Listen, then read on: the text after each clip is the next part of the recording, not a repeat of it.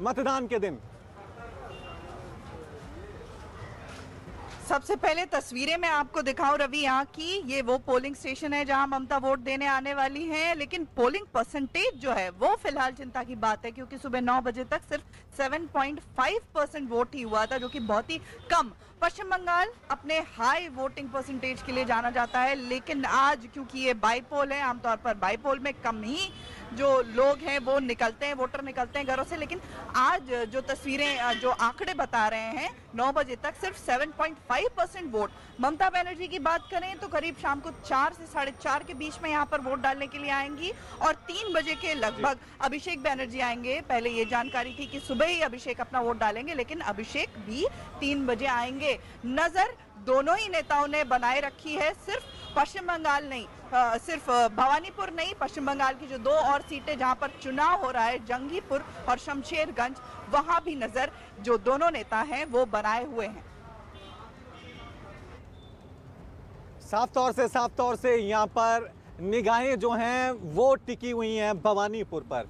2 जगह और भी चुनाव हो रहे हैं, लेकिन सबकी निगाहें भवानीपुर पे टिकी हुई है, क्योंकि इन्हीं नतीजों से बंगाल की सियासत की दिशा तय होगी। यहां से जीत का मतलब होगा विपक्ष में ममता का एक उभरते हुए लीडर की तरह, सबसे मजबूत लीडर की तरह उनकी तस्वीर को पेश करना, और यहां से हार का मतलब होगा सीएम की कुर्सी का छिन जाना। आशिका, आपसे मैं जानना चाहूंगा, क्योंकि भवानीपुर का जो एरिया है उसको मिनी इंडिया भी कहा जाता है। यहाँ पर उड़िया से भी लोग रहते हैं, यहाँ पर नॉन बंगाली भी हैं, हिंदी भाषी भी हैं, पंजाबी भी हैं, और बीजेपी ने जब चुनाव प्रचार किया था तो काफी रणनीति के तहत किया था। केंद्रीय मंत्री हरदीप पुरी वहां पर पहुंचे थे, स्मृति ईरानी आई थी, खुद संबित पात्रा उड़ीसा से संबंध रखते हैं, वो चुनाव प्रचार करने यहाँ पे आए थे।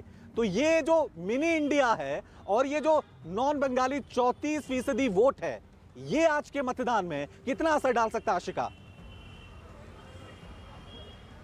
देखिए, ये बहुत बड़ा डिसिसिव फैक्टर इसे कह सकते हैं, निर्णायक भूमिका निभाते हैं ये जो अबंगाली वोटर हैं भवानीपुर के, वो यहाँ पर। और जैसा कि आपने भी बताया, मारवाड़ी हैं, गुजराती हैं, उड़िया हैं, सिख समुदाय के बहुत लोग हैं। इसलिए जो प्रचार की शुरुआत ममता बनर्जी ने भले ही मस्जिद जाकर की थी, लेकिन उसके बाद मंदिर और उसके पहले गुरुद्वारे भी गई थी, जहां पर उन्होंने किसान आंदोलन का मुद्दा भी उठाया था। साथ ही हरदीप पुरी, जैसा कि आपने बताया, वो भी आए थे, वो भी यहाँ पर गुरुद्वारे पर मत्था टेकने के लिए गए थे। और इसी तरह से जैसा कि आपने बताया, नेताओं का चयन भी बड़ा सूझबूझ के साथ बीजेपी ने किया। जो कैंडिडेट हैं वो भी पिछले कई महीनों से चर्चा में रही हैं। प्रियंका टिब्रेवाल, पोस्ट वायलेंस का केस जिसे लेकर के फजीहत झेलनी पड़ी थी राज्य सरकार को, उस केस का चेहरा थी प्रियंका टिब्रेवाल। इस वजह से उनको भवानीपुर से चुनाव लड़ने का मौका दिया बीजेपी ने। और टीएमसी की बात करें इधर, तो पूरी ताकत ममता बनर्जी की तरफ से भी लगा दी गई है। ममता बनर्जी हालांकि डोर टू डोर प्रचार पे नहीं जाती हैं, घर घर नहीं जाती हैं वोट मांगने के लिए, लेकिन स्ट्रीट कॉर्नर कई उन्होंने किए यहाँ पर। और इसके अलावा एक एक जो वार्ड्स हैं जहाँ जो टीएमसी है वो पीछे नजर आई इसके पहले चुनाव में, वहां पर मंत्रियों को, अहम मंत्रियों को जिम्मेदारी सौंपी गई है। हालांकि समीकरणों की बात करें तो इसके पहले के जो चुनाव है उसमें देखा गया है कि जो हिंदी भाषी इलाके हैं, या ये कहें कि जहां बंगाली वोटर कम है, वहां बीजेपी थोड़ा आगे रही है। लेकिन इस बार ममता खुद मैदान में है। पिछली बार भी विधानसभा चुनाव में जीत हुई थी, ममता की भी जीत हुई थी। इस विधानसभा चुनाव में भी टीएमसी के प्रत्याशी की ही जीत हुई थी।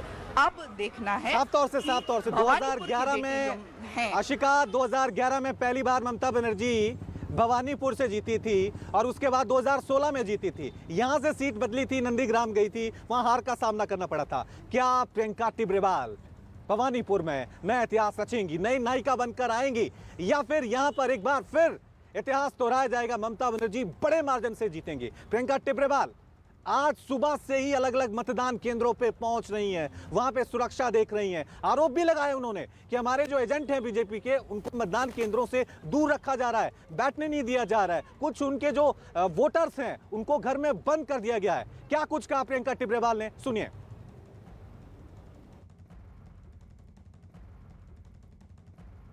आपने बूथ घूमा, क्या प्रॉब्लम हो रही है यहाँ? ये मदन मित्रा का पर्पसली इस बूथ को कैप्चर करने के लिए मशीन्स बंद करा रखा है, ठीक है, ताकि वोटर्स आएं और चले जाएं। यहाँ पर वोटिंग नहीं हो रही है? नहीं, मशीन जाम करके रखा।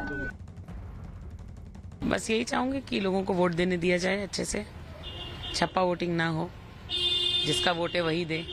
20 कंपनीज और बढ़ा दिया गया है सिक्योरिटी के तौर पे, जी। किस तरह से देखते हैं? देखिए बहुत ज़रूरी है यहाँ पर, बिकॉज जिस प्रमाण में लड़के कल बाहर से यहाँ लाए गए हैं वोट देने के लिए, तो उससे पता चलता है कि कितनी घबराई हुई है सरकार और अपोजिशन।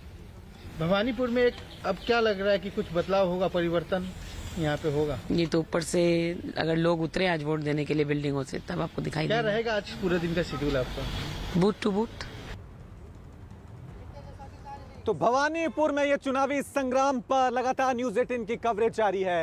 हर एक तस्वीर, हर एक विश्लेषण, हर एक खबर हम आप तक पहुंचा रहे हैं। मतदाताओं का रुख क्या है यहाँ पर? बीजेपी ने नारा दिया न्याय होगा, टीएमसी ने नारा दिया खेला होगा। अब भवानीपुर की जनता किसके साथ खेला करेगी, किसके साथ न्याय करेगी, ये तो नतीजे के दिन ही पता लगेगा। लेकिन आज हम आप तक हर तस्वीर, हर खबर, हर विश्लेषण पहुंचाने जा रहे हैं। बने रहिए हमारे साथ। एक छोटा सा ब्रेक ले रहे हैं, देखते रहिए न्यूज़ 18 इंडिया।